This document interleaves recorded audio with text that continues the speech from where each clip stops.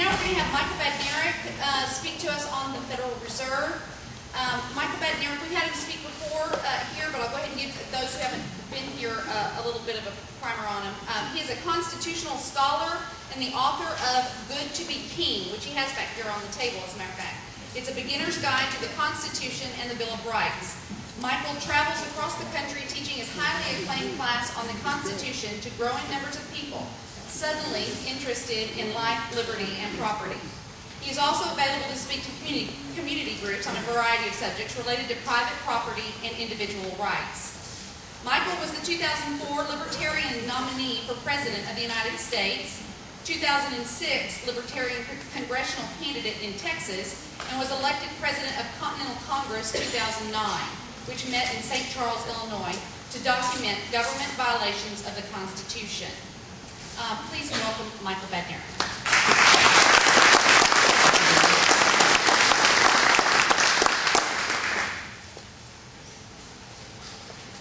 Tonight's presentation is about money and the Federal Reserve. Everybody likes money.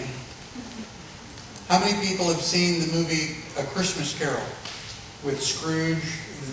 You know, the spirits come to him in the middle of the night. Well, this presentation is going to be a little bit like that.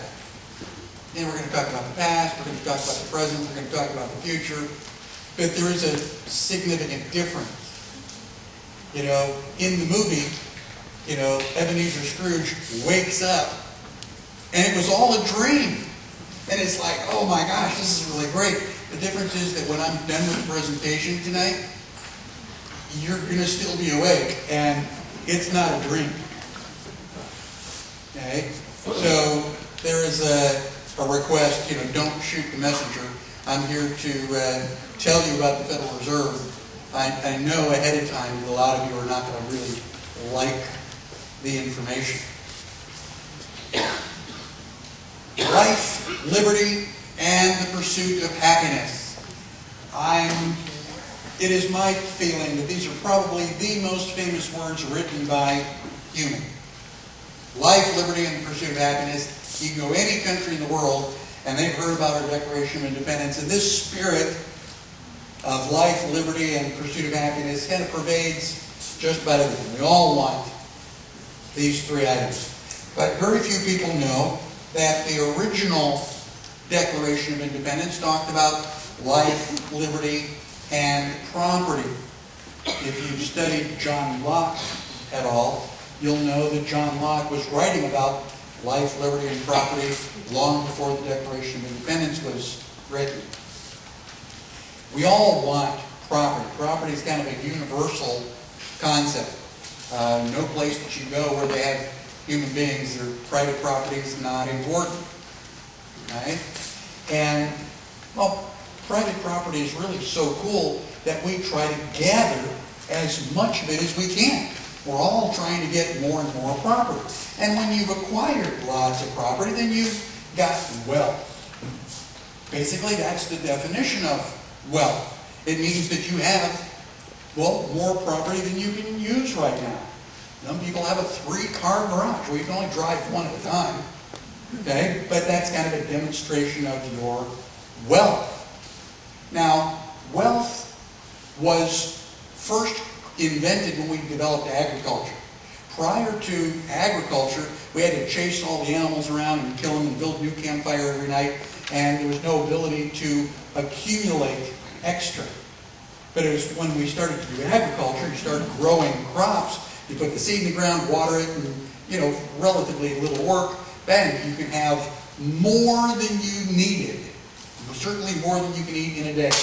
Well, after we created wealth, we also invented barter. Barter is where you trade some of your extra stuff for other stuff that you want. And this is not anything new. I mean, most of us have invented barter in 2nd grade. Mom packs you lunch. You got another peanut butter and jelly sandwich. How many days in a row is this? And so you find a buddy of yours whose mother has been giving him ham and cheese for 2 weeks, and you swap.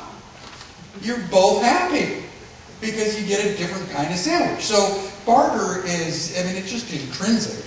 You know, you have something that, you know, somebody else wants, you can trade. Now, this has gone back so far. I mean, this is way back historic. They've even got Latin for it. Quid pro quo. How many people ever speak Latin? Yeah, probably not. So quid pro quo means this for that. It's a trade. And all of us are familiar with trading, barter. Now, in addition to barter, wealth also invented something else. Barter invented theft. We got a bear skin and a spear, and I've got a bear skin and a spear. I mean, what's to steal? It wasn't until people accumulated lots and lots of extra crops, you had the silo full of corn, that it made it practical for somebody to come and take what you had worked for.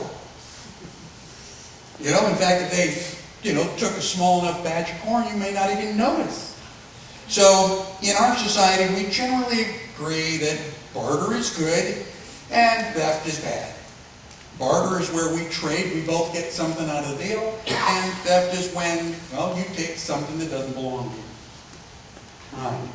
So, we've done barter, but the purpose of this presentation is to talk about what is money. And most of you here will probably go, well, you know, I've got dollars, I'll show you what money is. Well, yeah, that's like one form of money, but what is money? Money could be a peanut butter and jelly sandwich. A peanut butter and jelly sandwich could purchase one ham and cheese sandwich on a Tuesday if Billy is, you know, at school on time. It could be gold, silver, precious metals. We've been using gold and silver for pre-written history. Okay? Humans have only been writing things down for about 4,000 years. We've been using gold and silver for at least 6,000. How about Las Vegas casino chips? Are those money? Well, they could be. I mean, if you go to the cashier with your casino chips, I'm pretty certain they're going to give you Federal Reserve notes in exchange for that, whether you were gambling or not. I mean, you could have found a casino chip on the floor, but they're still going to change it because they don't want to be accused of not honoring that casino chip. I mean, if word got out that, you know, they were not giving money for those casino chips, well, the casino would pretty much lose business. How about a personal IOU? A little sheet of paper, I, Michael Badnarik, owe you $10 for whatever. Well, it depends on who the IOU is from. And it depends on how much the IOU is for. How much are you willing to risk on that particular person's integrity? You're probably not going to take an IOU for $2,000 or $3,000. You want cash on the barrel, right? But an IOU might work. How about Federal Reserve notes? Everybody likes Federal Reserve notes until you finish the end of this presentation, because Federal Reserve notes are what you can spend at the store. You got a big enough pile of those, you can buy just about anything in the United States. You know, most people used to think that the American dollar was good all around the world. Not so much anymore. But it is a Federal Reserve note. It is simply an IOU based on the integrity of the United States Congress.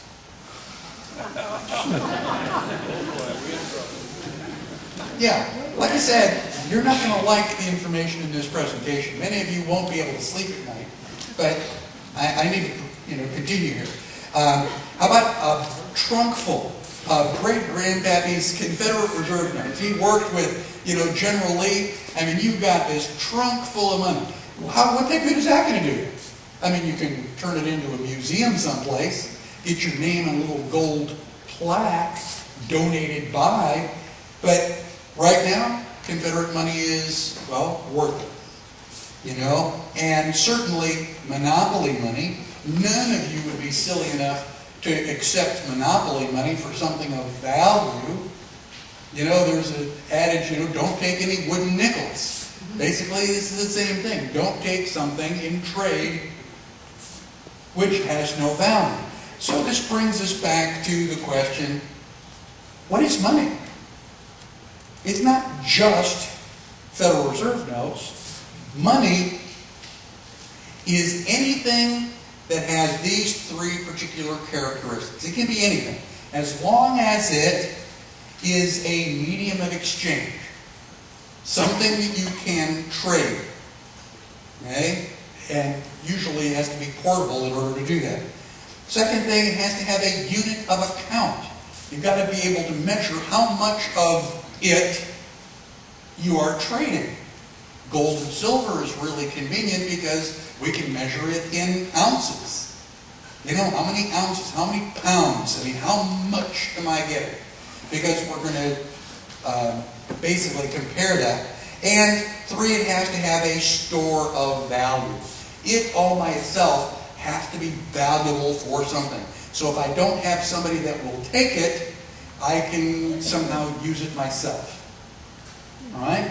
So those are the things that money is. So we say that money is a medium of exchange. It's this trade unit or a barter unit. And gold, silver, and copper coins have been used for 6,000 years or more. Even before we started putting pen to paper or paintbrush to rock wall, we've been using gold and silver. And there are a number of reasons for that. First of all, metals, these particular metals have intrinsic value. You know, everybody wants gold. Even if they're not sure what they're going to do with it, man, they want the gold. So it has desirability. A lot of it in jewelry, but, you know, for various other things. It is easily minted into uniform sizes and shapes. You can make all of your coins exactly the same size. That way, if I'm giving you an ounce, you can look at it and go, okay, yeah, I recognize that. That's an ounce. And so my ounce of silver is exactly the same as your ounce of silver, and what we can trade, it doesn't really matter which one we get. Now, there are very limited quantities available. You can't just go out and like pick gold up off the ground. Now, they thought they could during the gold rush, but the truth of the matter is during the 1850s gold rush out in California and the Yukon, I mean, all these people running out there with their picks and axes and shovels, and I mean, they didn't really dig that much gold up out of the ground. It was less than 2 tons of gold. Compared to the gold that's already in circulation, I mean, that's not a huge increase. It cannot be counterfeited. I mean, this is just really incredible. It's either gold or it's not. You know, you see the cartoons where they're always biting on it to see, because gold is malleable. I mean, it has a certain weight. You don't have to be like a genius chemist to figure out whether this is really gold or not. Right? So, you know, you can't be fooled by not really gold. There's only one real disadvantage to gold, silver, and copper, and is that they are very heavy. And they're therefore difficult to carry. So I'm really, you know, a good businessman and I get a big sack of gold. The other problem is that as I'm riding my horse, that bag of gold is chink, chink, chink, chinking on my belt. You know, I get it, you know, close to the edge of the forest, and a bunch of guys hit me over the head and take my gold. So really that's about the only disadvantage to these precious metals. Now, if you want to really know about money, this is an excellent book. It's written by a friend of mine, Kirk McKenzie, and you can purchase it at Silent No More Publications. That's the first reference there on your sheet. He also has a couple of videos on YouTube, which I think they're about 20 minutes apiece. So about an hour's worth of video will really give you an understanding of what money is, what money was. And these diagrams, the next few diagrams, come from Mr. McKenzie's book. We started out, you have a community. Everybody in the community has a different particular job or function. And we talked about barter, where the blacksmith could make horseshoes for the farmer's horse, and then after the farmer comes in with the crop, he can turn over several bushels of corn or product to the blacksmith. But this is going to require the blacksmith and the farmer to have a separate arrangement. Plus, the blacksmith is going to have to wait until harvest time to get paid for the work that he did. And so it's a little bit tedious. But one of the things that happened early on, or usually about Roman day, is they would use salt. Salt was money. Everybody needed salt because there was no refrigeration. How are you going to keep your food from spoiling? Well, you salt it beyond recognition. You know, because even the stuff that makes it go bad can't live in that. You know, and then before you eat it, you have to soak it in water and get all the salt out. But they used to say, you know, that a Roman soldier was not worth his salt, because the Roman soldiers were paid in a certain amount of salt, and salt was a commodity that everybody needed. But this worked out really well until somebody decided to become a salt merchant. You know, and it's like, well, okay, so this guy is like got lots and lots of salt. That, in those terms, makes this guy really, really rich. But this is so far back in history, none of us are familiar with using salt as money. So to bring us up into a little bit more modern time, we can use gold. Most of you have grandparents that remember using gold as money. And you know, everybody can exchange gold, a certain number of ounces of gold for whatever your product is. So the farmer, the doctor, the midwife, everybody can use the same units, and they just advertise their services as being valued at a certain number of ounces of gold. But we do, in this system, have a goldsmith. Somebody who has kind of like a special connection with the money. So let's analyze what the goldsmith does. Why would you want a goldsmith in your town? First thing the goldsmith is going to do is you're going to bring your gold to the goldsmith. The goldsmith is going to give you receipts for your gold. You know, weigh it and say, okay, you've got, you know, 100 ounces of gold. And then the goldsmith is going to do his work. He's going to purify and certify the gold. He's going to get all the, you know, anything that's not gold, we're going to get that out.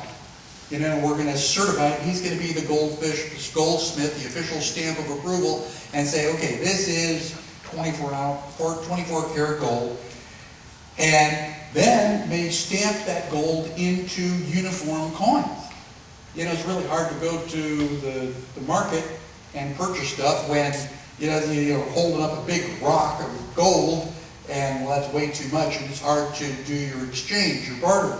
So we're going to stamp it into uniform coins so they're all the same size. And then when you come back with your receipt, you give the goldsmith your receipt. The goldsmith is going to give you back your gold in coins minus a couple of coins. So if you brought in 100 ounces of gold, the goldsmith presumably could give you 98 1-ounce coins and keep 2 ounces of gold for all the work that they did, which is really fine. But we still have this problem of gold being heavy. So one of the things that the goldsmith will do is will store your gold. Hold it for you. You have your receipt. You can come in with your receipt anytime you want it. We'll hold on to it. Put it in my big, you know, lockbox case. Nobody will take it. But what this did is people started to use the gold receipts instead of the gold. You know, if I wanted to buy something from you, I could do, well, okay, don't go away. And I could run across town to the goldsmith and go, give me my gold. And they give me the gold, and I run to you and I hand you the gold. You give me the apple. And then you run back to the goldsmith and go, give me my gold receipt. Well, there's a whole lot of running back and forth. And it's a gold receipt. So I'll just give you the gold receipt. You can keep it. And eventually, you could go and exchange the gold receipt for gold. That way you didn't have to carry the gold around. Now, let's assume that the goldsmith is in town, and people, you know, various people bring a total of 1,000 ounces of gold to the goldsmith. Naturally, the goldsmith is going to hand out 1,000 receipts. You know, an ounce receipt for every ounce of gold. So everything is all nice and balanced. But the goldsmith noticed that only 100 ounces of gold were ever claimed at any one time. 90% of the gold, people just like sacked it. So, somebody brings in 100 ounces of gold, they sit it on the front counter. Before they can put it into the big chest, somebody else comes and their gold receipts, and that 100 ounces goes out. But 900 ounces of gold sits there in the chest, and we never touch it. Well, unfortunately, there were goldsmiths that were not that reputable. They didn't have a lot of ethics. And so what they did is they printed 9,000 extra receipts. Now, this is purely counterfeit, because the gold receipt supposedly represents an ounce of gold. And if you print 9,000 receipts and there's no gold, then they're fraudulent. But who's going to know? You printed the original receipts. You could print extra receipts. Who the heck's going to know? And so what you have now is people are still, okay, you got 10,000 of these receipts circulating as money. Nobody can tell the good ones from the bad ones. But now, the same thing is true. Human nature, we still only have 10% of those gold receipts redeemed for gold. So when people start bringing in their gold receipts, they only claim 1,000 ounces of gold, which is exactly how much we had. And the problem is, everybody is assuming that there's another 9,000 ounces of gold there. And there ain't. You've been ripped off. And this is what we call a fractional reserve system. Because there's only a fraction of the actual money in the bank. The rest of it is counterfeit. Now, this has been going on for centuries, so it's not like you're the first people to be fooled by the system, but you got to know the system so that you're less fooled. So let's look at money then and now. We look at the top, okay? This says silver certificate. Now, the Constitution explicitly talks about gold and silver, and so this makes it constitutional money. And if you read underneath this, it says $1 in silver payable to bearer on demand.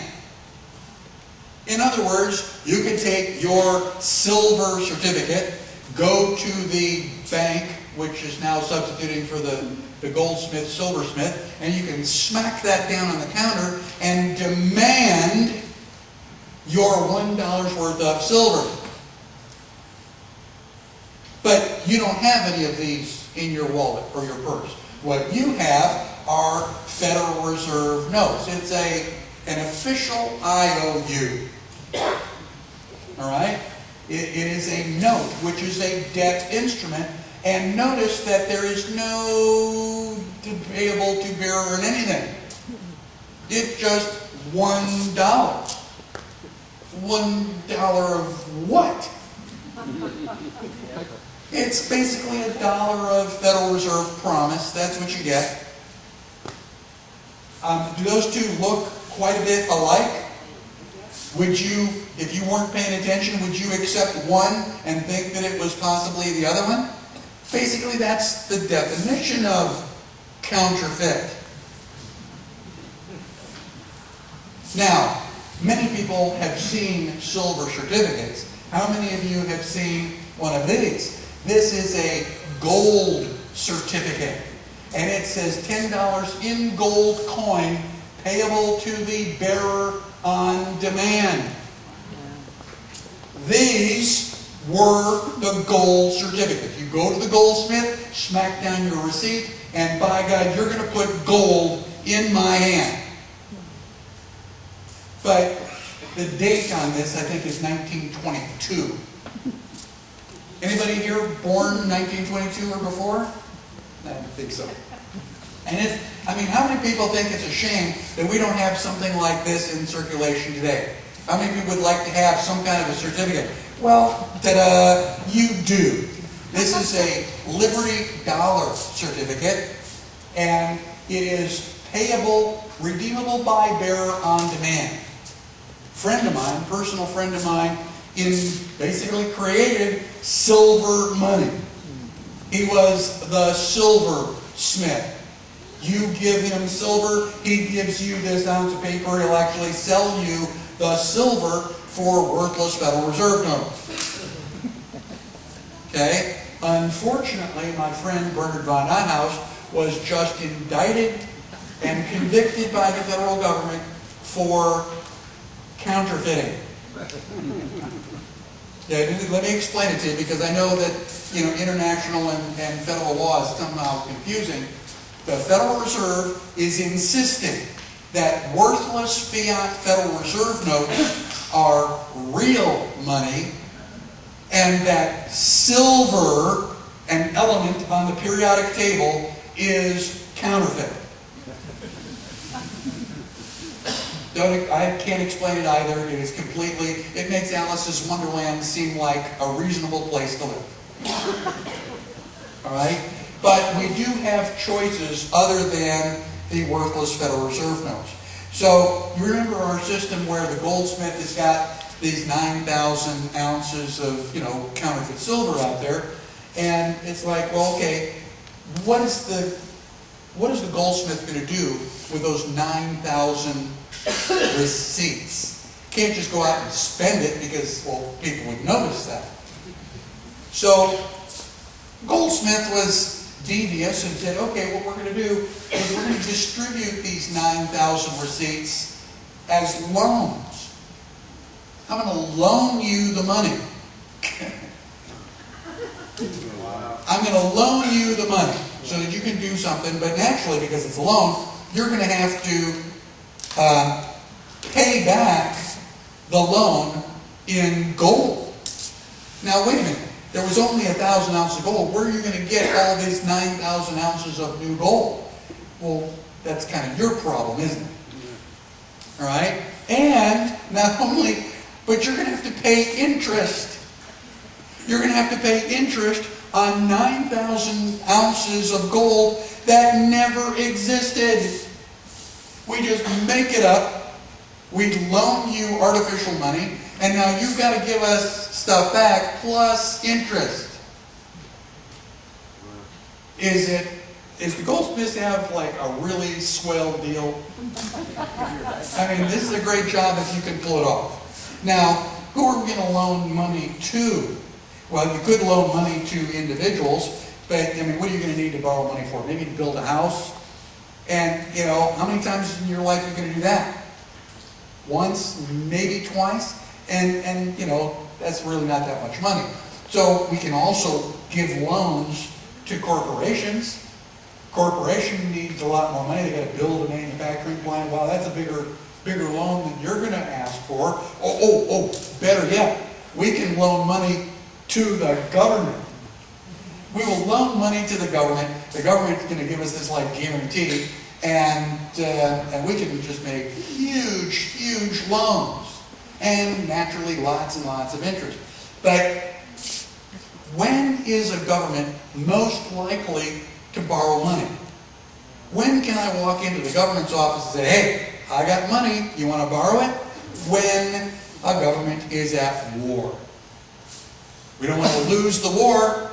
Gosh, we don't want to stop being a country, so by God, we are going to borrow as much money as it takes. Because failure is not an option. We are going to go all the way. We are going to win. Because we're the good guys.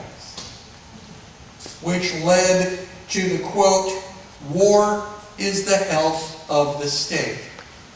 Anytime the government is at war, they get really healthy because they're getting all these money loaned to them. And who's going to pay back the loan? You've seen this presentation before and you jumped ahead? Alright. War is the health of the state. I mean, can elaborate. It automatically sets in motion throughout society those irresistible forces for uniformity, for passionate cooperation with the government. Because we're at war. Come on, we're all going to band together. And we set up a system coercing into obedience the minority groups and individuals which lack the larger herd sense. What's a herd sense? You guys are Texans? You get all the cows, they all move over into the corner of the, pasture by the, together. They do everything as a group.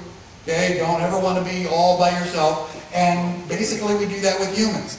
You go boom, boom, boom, you start beating the war drums, and everybody goes, oh my God, we got to give money to the government, we don't want to lose the war, come on, borrow it. And if you're going, whoa, I don't know if this is a good thing, they start to beat you up because you're not on our side.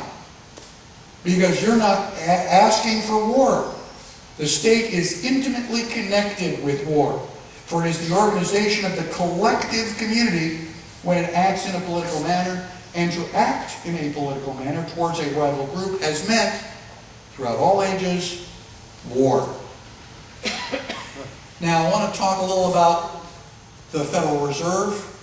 The best book to read on the Federal Reserve is Creature from Jekyll Island, written by my other good friend, G. Edward Griffin. It is a thick book.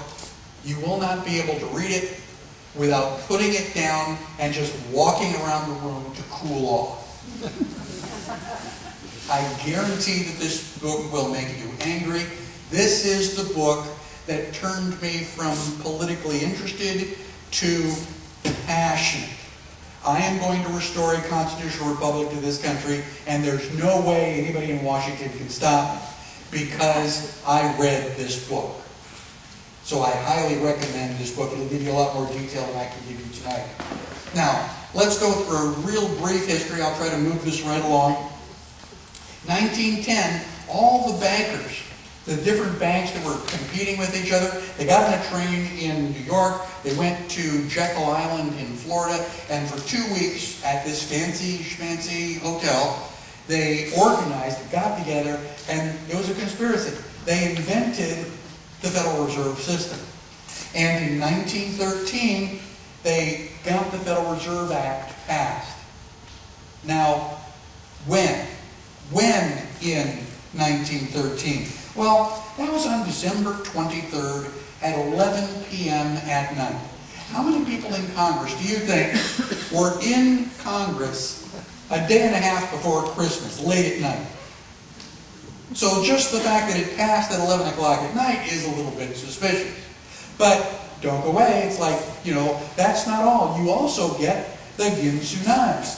We also have the 16th Amendment ratified on February 3rd, and only 3 weeks later, the Internal Revenue Service came into existence. Coincidence? No, I don't think so. Not only did we get the 16th Amendment, we got the 17th Amendment ratified on April 8th, which tricked all of you. Usually the senators were chosen by the state legislature, so there'd be checks and balances between federal power and state power. But the people alive in 1913 were going, oh heck, we want to vote for senators too. And so now we have a large House of Representatives and a small House of Representatives, and it turned us more into a democracy. Now, Article 1, Section 8, Clause 5 of the Constitution specifically says Congress has the power to coin money and regulate the value thereof. Does it say anything in this clause about printing money? No. If I don't have an apple, can I give it to you?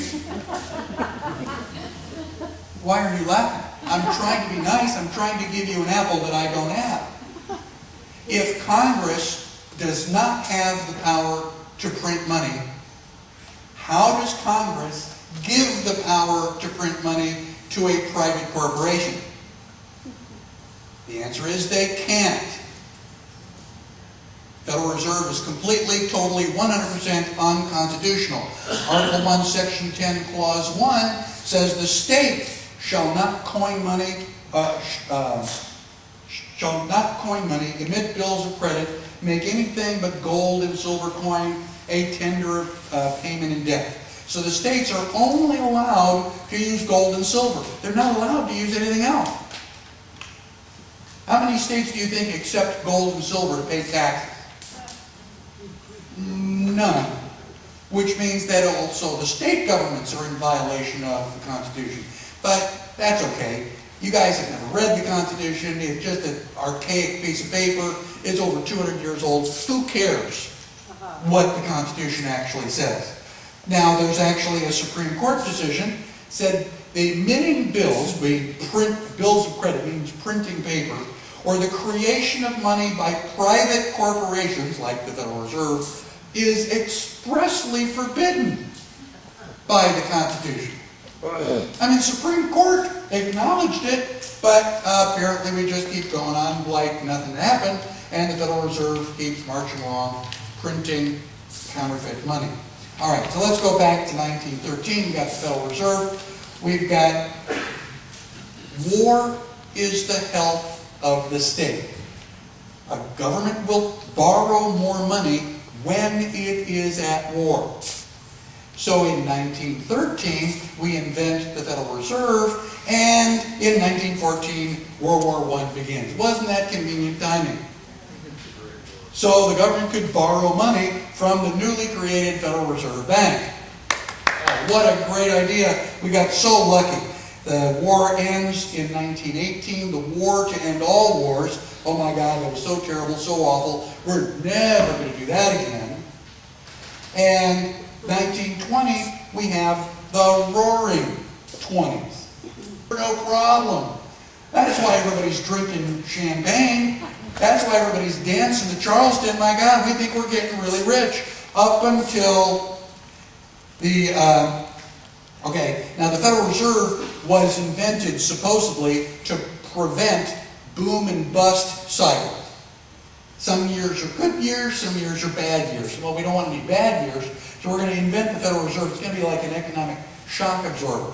So we're not going to have really, really great years, but we're not going to have any bad years either. It's going to prevent recession. So in 1929, what happens? Stock market crashes, nobody can get their money. All that money that you borrowed from the bank, you still have to pay the bank back. Which is why people are jumping out of windows committing suicide, because they got screwed. They thought they were making all sorts of money out of thin air, and now the piper comes to call, and you don't have the money to pay the bank back, so you had to, sell the farm, and the banks own all the farms. So the Great Depression, and that's got to be an oxymoron, right?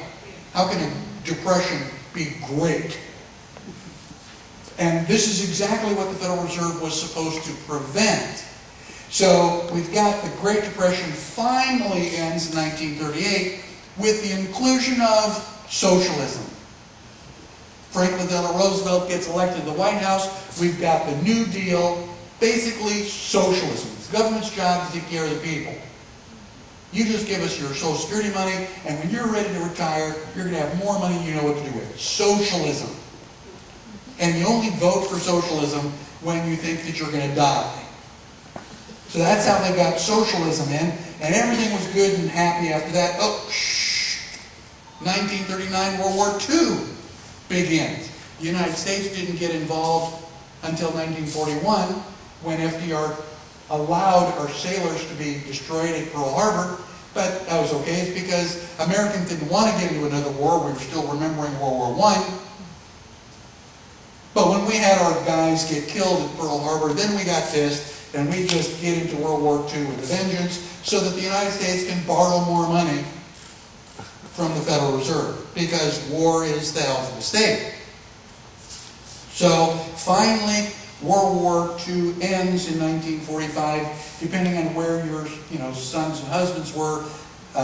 Victory in Europe or victory in Japan, different days in the year, but 1945 it's over. Finally we can relax. Oh gosh, the Korean War starts in 1950. So we can borrow more money. But it really wasn't a war because Congress didn't declare the war. It's really just a police action. So clearly that's much better. 1953, the Korean War ends.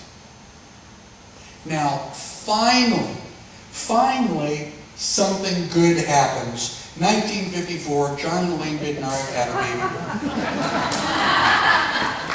Finally, something good happens. But the Badnariks are not the only ones. We got baby boomers coming out of our ears. Well, not technically, but I mean, there are babies all over the place. And, I mean, these baby boomers, we've had all these wars, we've had the Depression, and now we're back from the war. We can get that job down at the Ford Motor Company. We're making money. And so the baby boomers were affluent. Mom, I want a bike. Boom, got it. You know, Timmy's got, boom, you got it.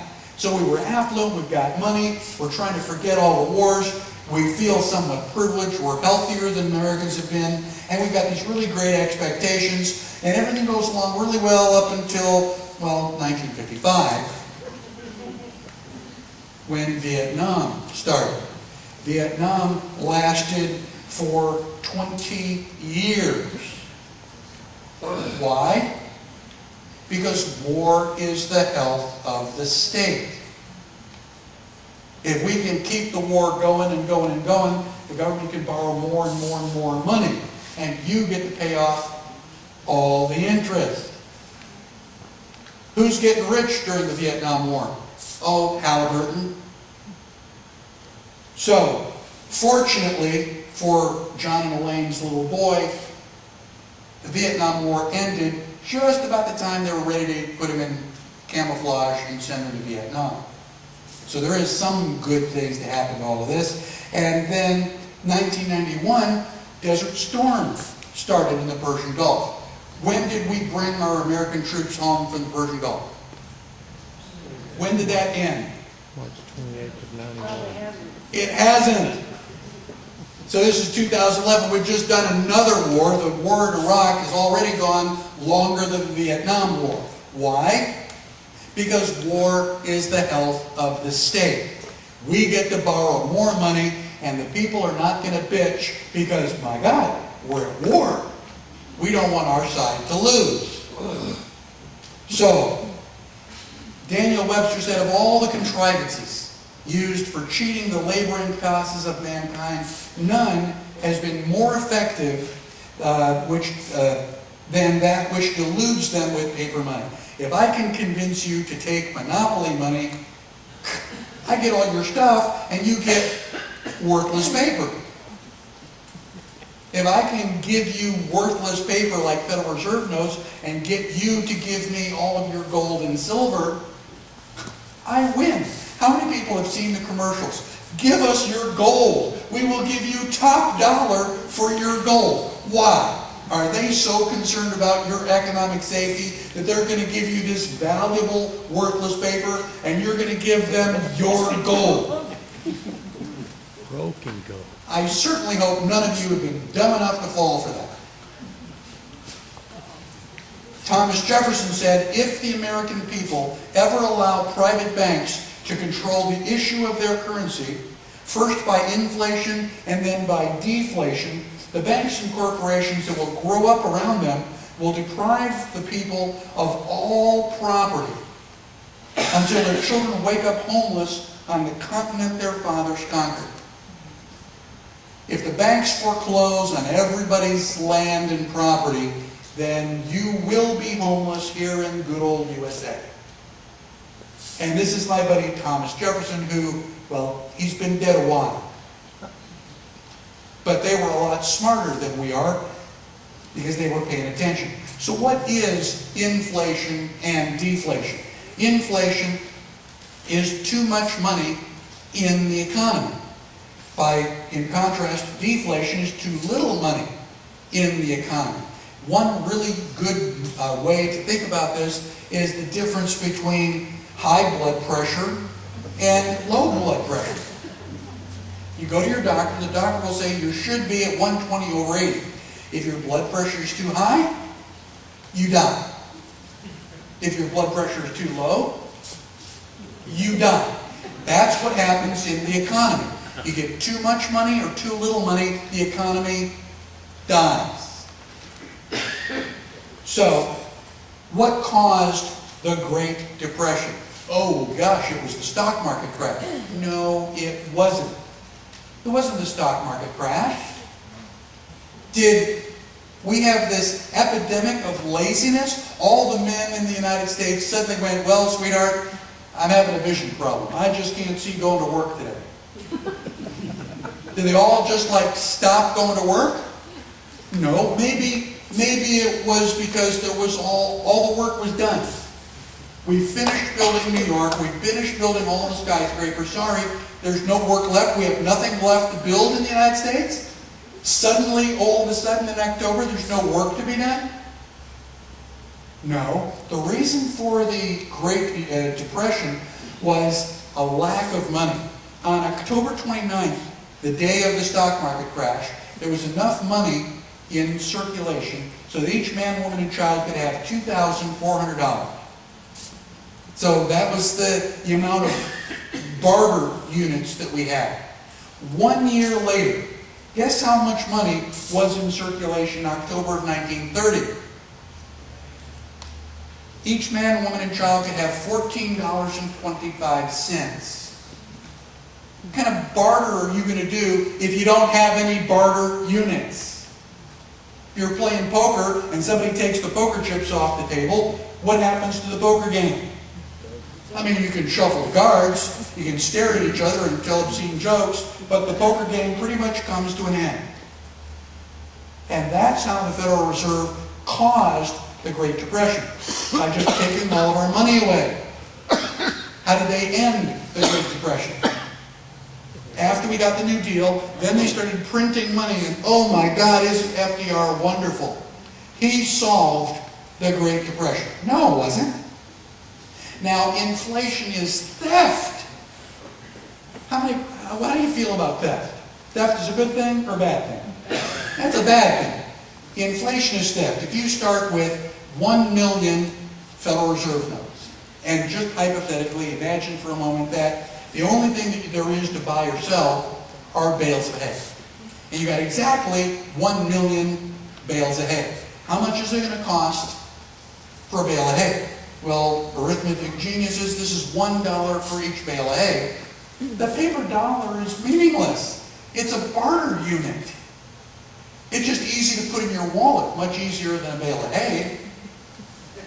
So when you don't want to carry the bales of hay around, you trade the bale of hay for a paper dollar. Then later, when you want the bale of hay, you trade it back.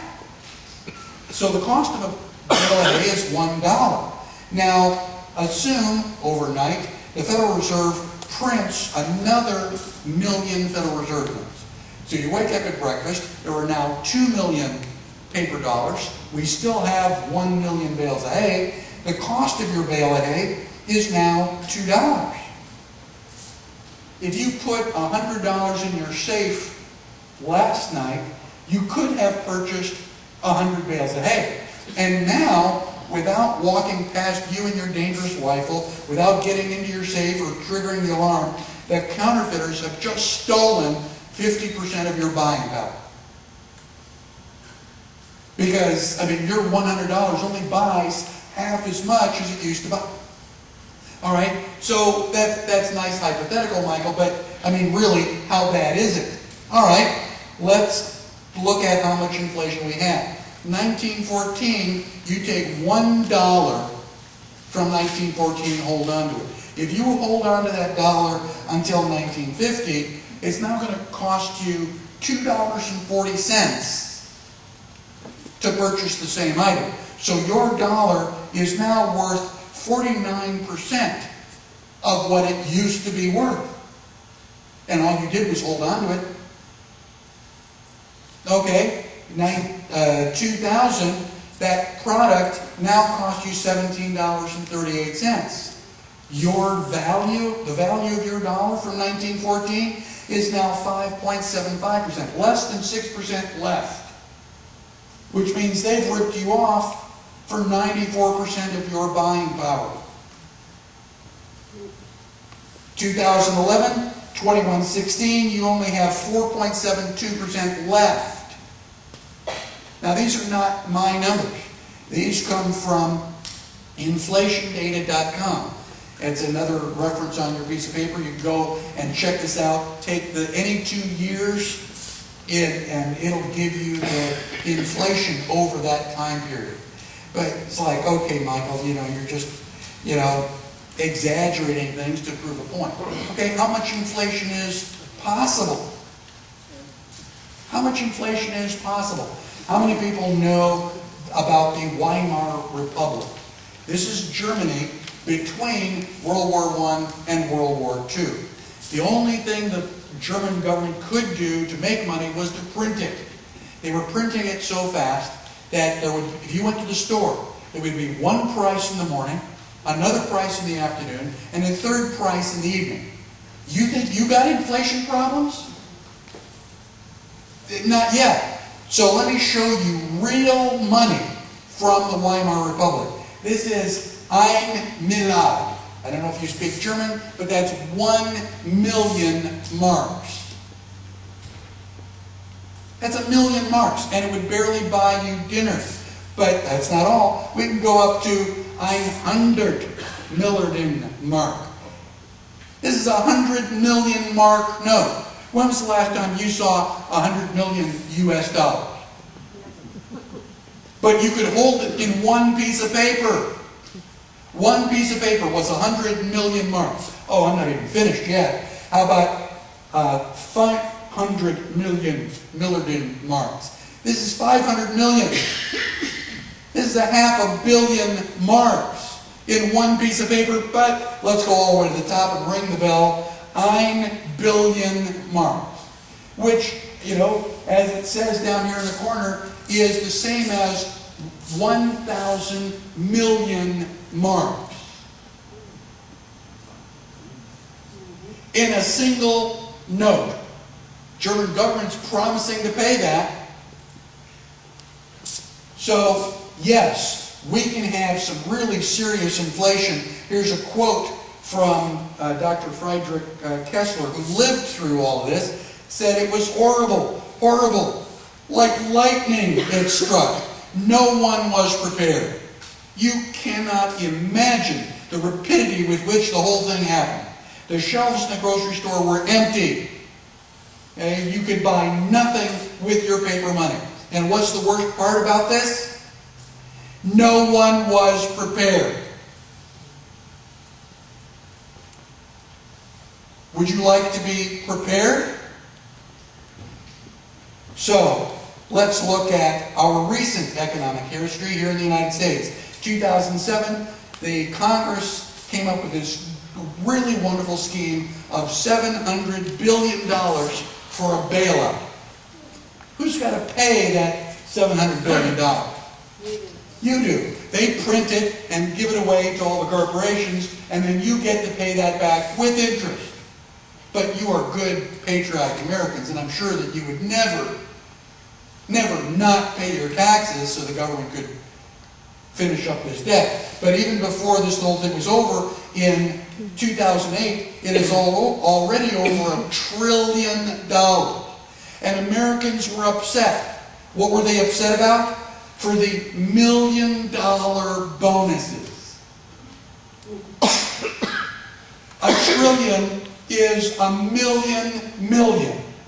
And you're bitching and screaming about 1 million. What about the other 999,999 other million? Oh, we don't know what $1 trillion is. We know that we play the lottery, we get $1 million, and we don't think that you never learned math. You're complaining about the wrong thing. So in 2009, they invented a $2 trillion stimulus package. Who gets to pay for that? Isn't your Congress wonderful? They just keep inventing reasons for you to go to work. Now, in 2011, we're supposed to have a $3.69 trillion budget. As if anything with 12 zeros to the left of the decimal point can be called a budget. Is that how much Congress is going to spend? No, because even with a $3.6 trillion budget, there is still a deficit of $1 trillion. It's $1 trillion that they're going to spend. They don't even know how to pay for it. And, oh, but don't worry, your people in Congress are bragging that they've reduced the deficit by $200 billion. Let's all applaud Congress for the great job that they are doing, reducing the debt that you have to pay for. So, The problem with Americans is they're getting ripped off because nobody ever taught them big numbers. Million, billion, trillion, oh, those all sound alike. Million has 6 zeros after it. It's 1 times 10 to the 6th.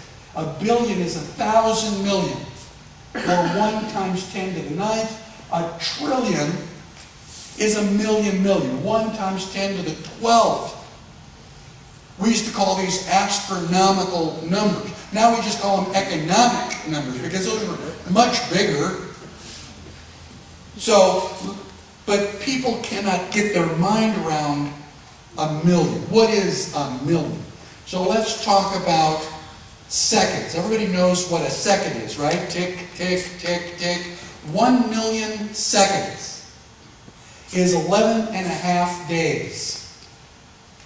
In seconds. Ding, ding, ding, ding, ding. Okay, 1,000 of those would be 1 billion seconds, or 3.1 years. For 31.1 years for 1 billion seconds. So that means that 1 trillion seconds is 31,000 years. For seconds. Get an idea how many 1 trillion is? Let's try something else. How about inches? 1 million inches, 15.7 miles. How many people want to walk 1 million inches? That's a long way. 1 billion inches is 15,000 miles, 3/4 of the way around the Earth at the equator. 1 trillion, everybody knows what an inch is, right? We're all talking the same thing. An inch? 1 trillion inches is 635 times around the equator. And your government is just inventing $1 trillion this, $2 trillion that. And we sit there watching the news at 9 o'clock. Like, whoa, dear, oh, I got another $1 trillion. Oh, that's nice, sweetheart. And you're not screaming at the television yet? Let's do sugar cubes. 1 million sugar cubes is just over a 2-foot square. You're preaching to the choir. Am I? 1 billion sugar cubes is 20 feet cube, and 1 trillion sugar cubes is a cube 208 feet on a side. And sugar cubes, we're talking 1/4 inch sugar cubes, 1 or 2 in your cup of coffee, right? 208 feet, that's 17 stories tall for 1 trillion sugar cubes. So, all right, let's talk about real money. The deficit, the $1 trillion deficit, the stuff they're spending over the budget, will cost every man, woman, and child in the United States $33,333. You're going to go home tonight and get, this kind of money from your 12-year-old? Because they kind of owe it. The $14 trillion debt, that's $47,000 a person, and all this Medicare and Medicaid that everybody's, waiting on. I mean, all of the elderly people are just waiting to cash your Social Security check. Your grandchildren are going to have to pay $186,000 per person. When a baby is born at the hospital, hasn't even gone home yet, is already in debt about $1/8 Now, this poster I found says that today's economic crisis is just the tip of the iceberg. It's going to get worse because of interest. So, all right, really, seriously, what should we do about the problem? The first step is to stop being in denial. Stop telling yourself the United States is the greatest country in the world and they would never let it happen here. Okay? Somebody comes up to you and tells you that your spouse is being unfaithful. You go, oh my gosh, it's so terrible? No, the first thing you say is, no, not my relationship. Oh my God, we're like Romeo and Juliet. And you start calling the person telling you a liar. You're in denial. Because you really don't want to know that is true. So stop being in denial. Your first thing is to protect your family. Yourself and your family. You need to have at least 12 to 18 month supply of food. on your list, I have 3 different websites that you can go to purchase this food, either freeze-dried. The first one, I forget what it was, but they ship you a pallet. It's really convenient. Next thing that you need to do is to convert all of your liquid assets to gold and silver, or some kind of commodity. You go, well, could I just do like 10% of my 401k? Well, yeah. I mean, you could only put the money that you want to save into gold and silver. Only transfer the money that you still want to have after the economic collapse. My parents taught us that, we should only floss the teeth we want to keep. Okay? There are 2 references there. You call my buddy down in Pensacola, Florida, Tim Fry, mention my name, and he will set you up and give you all the different options, and you can have a wonderful package arrive in the mail as well. You need to have guns and ammunition. Nobody wants to talk about it, but you're not going to keep the food, you're not going to keep the gold and silver unless you can physically protect it. Nobody wants to talk about this because, oh my gosh, that's kind of like icky. I don't want to hurt anybody. I don't want to hurt anybody either. I also don't want to starve to death. So there are 2 rules. Don't hurt me. Don't take my stuff. Those are the only 2 rules. Okay? And you need to have guns and ammunition to back that up. You need to build a strong sense of community. I applaud this group because you're doing that. You are interacting with other people. These people next to you are the ones that you're going to have to rely on because you know them and you can trust them. None of us can all do it by ourselves. But we need to have more. I mean, this auditorium should be like filled wall standing room only. So we need to start getting involved and get others involved too. It's wonderful that you come to these meetings. But if you're not bringing people that haven't been to meetings yet, then you're not going to grow. And you're really not going to accomplish anything.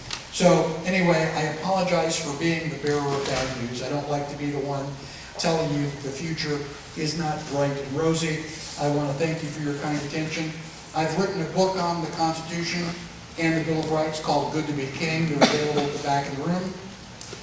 And I'm willing to take questions.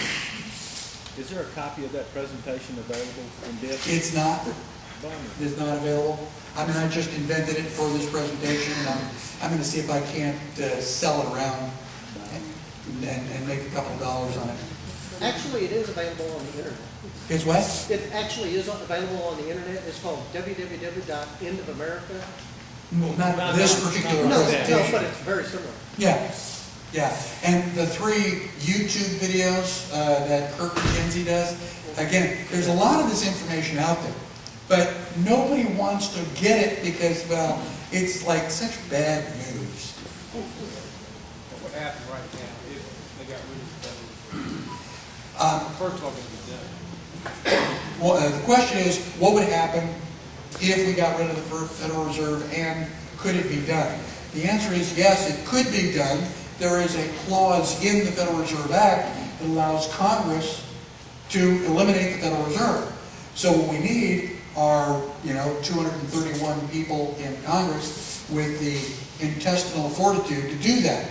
The problem is the Federal Reserve is printing money and loaning Congress as much money as they want. So, okay, the Federal Reserve is bad because they're printing the money, but Congress is just as guilty because they're asking for it and they're expecting you to pay for it. So, unless we can, do more than just make nasty phone calls and nasty letters to our representatives, I want to get my representative by the lapels. And when I am forehead to forehead and I explain that he's guilty of treason and is going to go to jail, then we might start to get a little bit of significant action. What do we do in place of that? What do we do in place of that? Continue to use worthless monopoly money and continue to go deeper and deeper and deeper into debt. So what I mean is, what do we do? If we take the Federal Reserve away, then what kind of plan do we have in place for the rest? Well, we don't need a plan. You know, if I get rid of a disease, what do you want me to replace it with? A different disease? We have to do something with our money. We have to base it on gold. We have invented barter in second grade. It may be a little bit sloppy to trade peanut butter and jelly sandwiches for a while, but there's still plenty of gold and silver out there. Any kind of commodity will work. Okay? And there's no way to do it without disruption. Okay? If you have a heart problem, they take you to the hospital. Okay, we're going to save your life, but we're going to have to cut you open to do it. Okay, $5 silver. Where do you put it? Where the government won't take it? Well, I have guns. The government's not taking anything from you. Don't say I was trying to be polite because I was talking in public, but it's really, don't hurt me, don't take my stuff, or I'll shoot and kill you. That's so antisocial. But I mean, you get the idea. Don't hurt me, don't take my stuff. Well, I'm wearing a badge. Okay, I won't shoot there.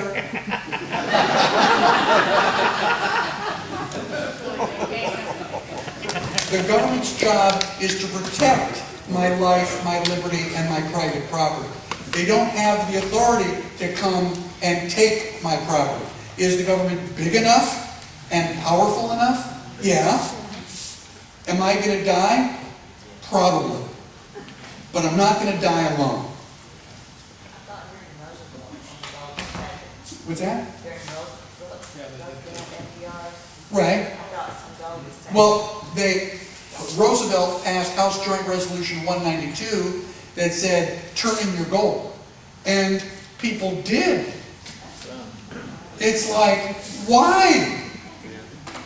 How is the economy going to be better if you give Roosevelt your gold? It's like, ladies and gentlemen, I hate to announce there's been a pickpocket in the area, and this guy's really, really good. So as a public service, I'm willing to hold their money. So everybody just pass their money towards the front, and I will hold it for you. Nobody's going to play that game? Why would you give the government your gold? How stupid can you possibly be? You talked about the fractional reserve. Yes. And the government tracks different money supplies.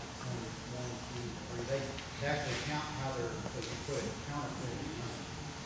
A few years ago, they stopped importing the free. Right. Are you familiar with that? I am. So can you explain why did they do that? The question is, they want me to explain why the Federal Reserve stopped publishing the value of M3. Now, M3 is a measure or an estimate of how much paper money is floating around. Okay? And you need to know that when you are gambling in the stock market. Let me try to put it in a different context. You come over to my house and we're playing poker. What's the first question you're going to ask? How much are the poker chips worth? You know, penny, nickel, dime? Nickel, dime, quarter? Maybe $1, $5, $10, huh? We're not going to drink beer tonight because we're gambling real money. What would happen if I kept adding poker chips to the table? Okay, and before we deal, I'm going to give you a new value. You're going to have your little calculator there. Okay, so now the poker chips are 7.5, 22, and 99. Right? You're going to have that calculator there to know how much value you have in front of you. When you play the stock market, that's what's happening. The Federal Reserve is constantly printing more money, putting more money or more poker chips on the table. And so you need to know how much, and they used to publish that number, which was called M3. They stopped publishing M3. Why? Because they were inflating the money.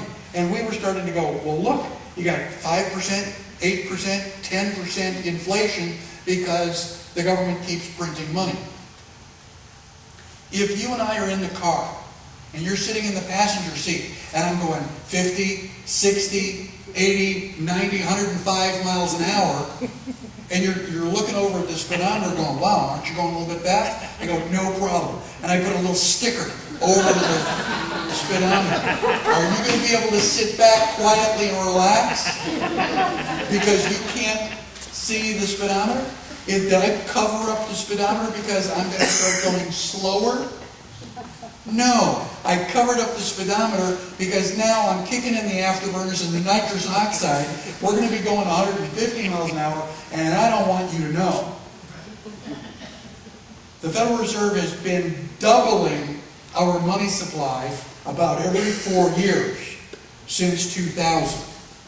So we've now got 6 times as much money in circulation as we did back in 2000, which is why your gas prices are going up about 10 cents a week. That's why when you go to the grocery store and you buy $120 worth of groceries, it fits into one of the small baskets. And you think it's because, oh my God, I'm not working hard enough.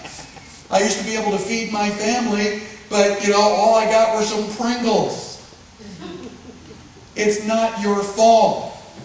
I mean, that's not what's causing inflation. It is your fault because you never learned big numbers. You never learned about the Federal Reserve. And you didn't revolt back in 1913 when the Federal Reserve started counterfeiting our money.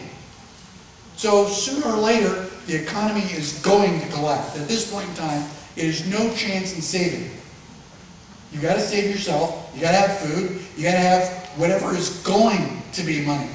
Gold and silver have been money for over 6,000 years. I'm betting on gold and silver.